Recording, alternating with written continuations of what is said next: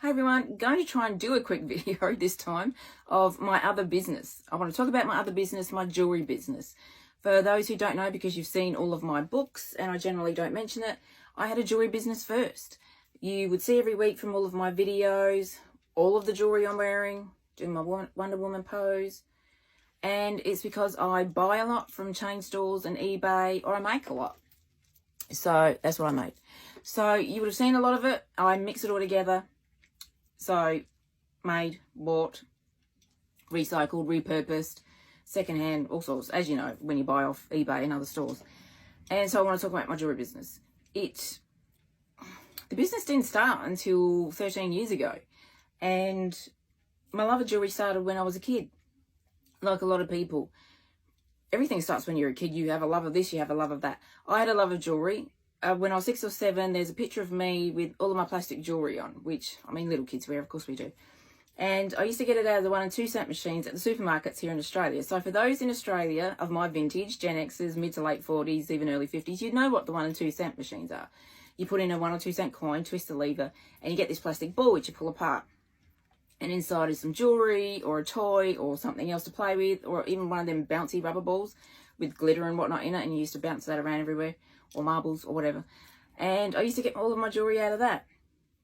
There weren't a lot of bead stores or jewellery stores, and kids don't really wear that sort of stuff. So fast forward 10 years till I was 16, and I started making jewellery for myself and my sisters, but they didn't really want what I made, so they got a pair each.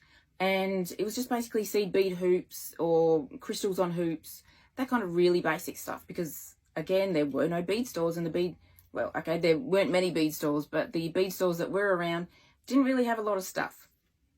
And I couldn't really afford it as a 16-year-old. So fast forward another 10, 15 years to about 2006. And I saw a lot of altered art bracelets, charm bracelets being sold on eBay. And I thought I could do that. So I started buying bulk lot of findings on eBay and started making the altered art bracelets. I did Nancy Drew, Trixie Belden. Tried to do I think I did a Dana Girls, I'm not quite sure. Harry Potter's, George Clooney, Ocean's 11, all that sort of stuff. And I sold quite a few. And then I thought, maybe I should just sell it for myself, make it for myself, not what other people are doing. And so the idea for a jewellery business kind of started. And then because of some other reason, I ended up sending off a letter to a psychic, supposedly well known, and supposedly knows what she's doing, but she got so many things wrong, it was ridiculous. She called me by a different name throughout the recording, because I got it back on a disc, I think it was, that you put in your laptop. Anyway, she said I should become a milliner and make hats. No. Wasn't interested in doing that. She also told me that I would never sell my novels. And I had only written 1 or 2 at that time, but that doesn't matter. Whole different story. But she said to, throat's getting a bit dry. She said to go ahead and do a web page and set up a website and do a tag and start selling in stores and this, that, the other. And so I did. That's how it came to be. I bought the business name, Jewel Divas. I bought the ABN, which is the Australian business number. And off I went. I did the trademark. I hired someone because they knew someone. You should never do that.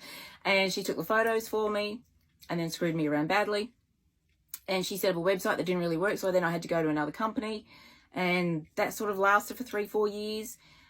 Didn't really sell a lot because of a whole lot of stuff going on, which is a whole other video. But that's how Jewel Divas came to be. That's how I came to have a jewellery business. Because the psychic told me to go make string tags and set up a page. Otherwise, I would not have thought of that. I was just doing it on eBay like so many other people. And in 2013, I moved the website to Made It. It's technically still there, but I'm not selling it because I decided to close it down. Whole other story. But this story is how I came to have my jewellery business, which then lasted for 13 years. So, weird story. Jewellery lover as a kid.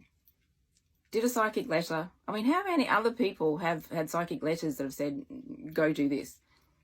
I probably wouldn't have really had the clue to do that until she said that. So yeah, that was just a bit weird.